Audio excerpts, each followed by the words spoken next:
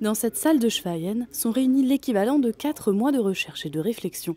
Donc, on a tout d'abord commencé ces 4 mois par une semaine d'arpentage intensif et suivi d'une première restitution où nous avons eu la présence de la ministre qui est venue nous voir.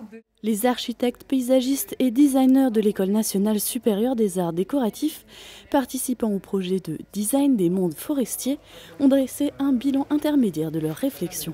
Pour obtenir des informations, les jeunes ont réalisé de nombreux ateliers dans des villages et des écoles. Ils ont identifié 3 thématiques de travail: travail et la forêt, les espaces et pratiques communes et l'imaginaire. La première, c'est plutôt autour de travailler la forêt, de l'enjeu de la gestion forestière, de la graine jusqu'à la dernière transformation au meuble fini de la forêt. Cette thématique des communs, ça fait référence à notre manière d'habiter dans le pays découvert, de nos rencontres aussi.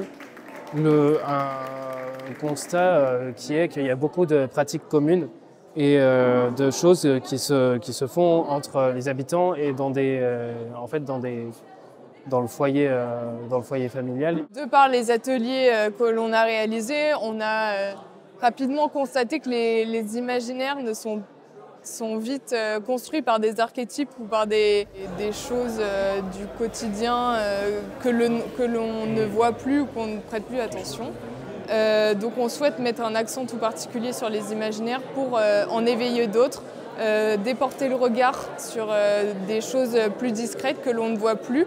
Parmi les pistes de solutions évoquées, il y a notamment le développement d'une banque de données de graines d'essences forestières, la création d'un lieu de formation et de démonstration de création de beaux objets en bois pour inciter les jeunes à s'intéresser à la filière bois, ou encore la valorisation des déchets de l'industrie bois.